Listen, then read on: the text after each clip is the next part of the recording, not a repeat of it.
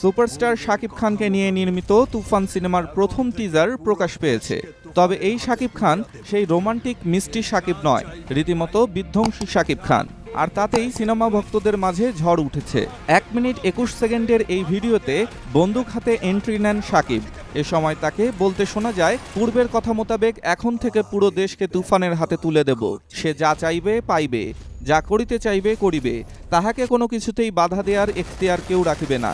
আর এর ব্যত্যয় ঘটিলে এরপরই বৃষ্টির মতো গুলি ছুটতে থাকেন অ্যাংরি ইমেজে পর্দায় ধরা দেয়া শাকিব। এখানেই শেষ নয়, ভিডিওতে দেখা মেলে জনপ্রিয় অভিনেতা চঞ্চল চৌধুরীর। শোনা যায় তার বিখ্যাত সংলাপ এবং অট্টহাসি।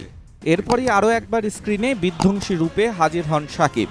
এরই মধ্যে 81 সেকেন্ডের এই ভিডিও সামাজিক যোগাযোগ মাধ্যমে ঝড় তুলেছে।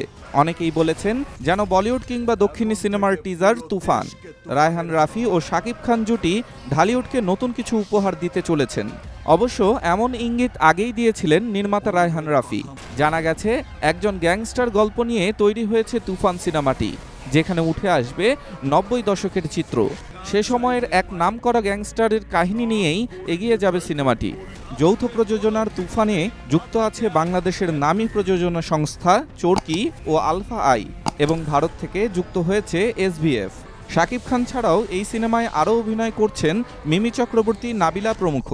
সবকিছু ঠিক থাকলে আগামী ঈদ উল আজহায় প্রেক্ষাগৃহে ঝড় তুলবে তুফান। ডেস্ক রিপোর্ট, স্টার সংবাদ।